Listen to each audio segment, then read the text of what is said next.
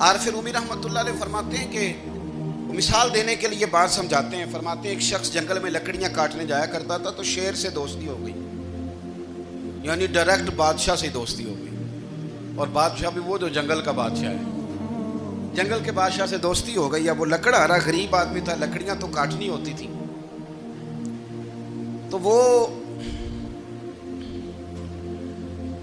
جنگل کا بادشاہ اعلان کر دیتا جانوروں کو کہ میرا دوست آیا, ایک تو کوئی تنگ نہ کرے, اور دوسرا یہ کہ سب لوگ مل کے اس کے ساتھ تعاون کریں. کبھی کوئی جانور لکڑیاں اکٹھی کراتا, کبھی کوئی اپنی پشت پہ گدھا, بیل, گھوڑا, خچر رکھ کے وہ لکڑیاں باہر چھوڑنے آتا. تو اب اس کی بڑی دھوم مچ گئی جنگل کے اندر. لکڑہارا مزدور تھا, وہ بادشاہ سے دوستی کر کے بادشاہ ہی بن گیا. وہ گھر آ کے نا بیوی کو اکثر بتاتا کہ میرا ایک دوست ہے, میں جاتا ہوں تو ساری پہلے ہی مخلوق کھڑی ہوتی ہے میرے استقبال کے لیے. دوستی جو بڑے سے ہو گئی ہے.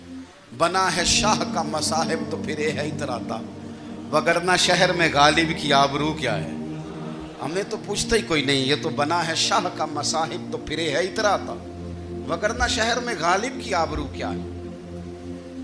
تو وہ لوگوں کو بتاتا, بیوی کو بھی بتاتا دوست ہے. تو بیوی کہنے لگی اتنی تو تعریفیں کرتا, یہ نہیں بتایا کہ وہ جنگل کا شیر ہے, پر نیرا دوست بتا دیا. بیوی کہنے لگ گئی کہ تو اتنا جو اس کا ذکر کرتا ہے تو کسی دن بلا نا, بلا کسی دن تاکہ اس کی دعوت کریں. اب اس نے پھر نہ اس کو پردے میں رکھا. کیا کہتے ہیں آج کل, سرپرائز دینا ہے, مگر سرپرائز دینا ہے, پردے میں رکھا کہ وہ شیر ہے. تو وہ بلا لیا گھر. اب اس کے لیے کچا گوشت, ظاہر ہے شیر نے کچا گوشت دکھانا تھا. وہ کہنے لگی پکانا کس طرح کا ہے. وہ کہنے لگا جب وہ آئے گا پھر بتاؤں گا. اب وہ کچا گوشت 2-3 بکرے ذبح کر کے ڈال دیے.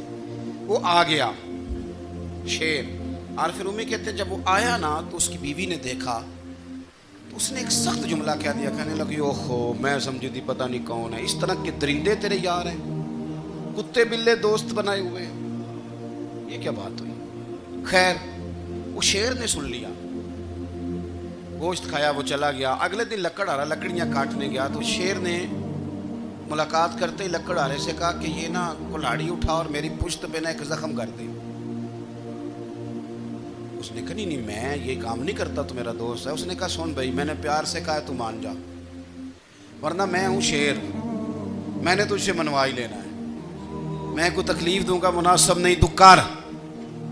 اس نے کلاڑی اٹھائی اور اس کی پشت پہ ایک زور سے زخم لگا دیا, خون بہنے لگا. اس نے کہا تو نے آج کے بعد آنا ہے, لکڑیاں کاٹنی ہے, تجھے کوئی کچھ نہیں کہے گا, بس یہ ایک حکمت تھی جو میں نے کیا ہے. قصہ مختصر. وہ آتا رہا, لکڑیاں ملتی رہیں, خدمت بھی ہوتی رہی. 6-8 ماہ گزر گئے.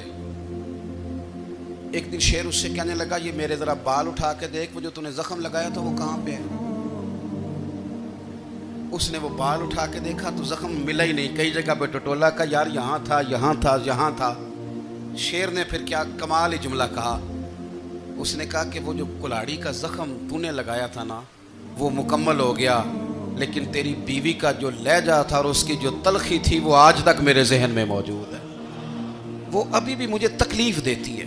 بات سوچتا ہوں مجھے اس نے درندہ کہا, اس نے میرے بارے میں اتنے کچے اور کمزور اور سخت جملے کہے, تو وہ بات مجھے بھولتی, وہ آج بھی میرے ذہن میں اسی طرح گونجتی ہے.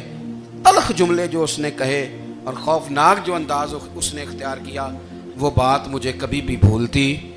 تو آپ کے لفظ لوگوں کو بھول جاتے ہیں, پر لہجہ یاد رہتا ہے اگر ہم اپنے لہجے پر تھوڑی توجہ ہی کر لیں. کچھ لوگ کہتے ہیں جی میرا جی روٹین ہی یہ ہے بات کرنے کی. تو یہ یاد رکھنا کسی وقت ایسا بھی ہوتا ہے کہ شیر کو سوا شیر مل جاتا ہے. پھر ایسا نہ ہو کہ آپ کی تلخی کی جواب میں کوئی اس طرح کی تلخی ہو کہ پھر آپ اس کو کبھی بھلا نہ سکیں. ہمارے ہاں نا یہ دور تیزیاں دکھانے کا دور ہے. کچھ لوگ ضرورت سے زیادہ تیزی دکھانے کی کوشش کرتے ہیں. ان بیچاروں کا کبھی کبھی اتنا سخت نقصان ہوتا ہے کہ ان کو ان سے بھی کئی گنا تیز بندہ مل جاتا ہے. وہ کسی ایسی جگہ جا کے بیچارے الجھ جاتے ہیں جہاں سے واپسی کا راستہ نظر نہیں آتا.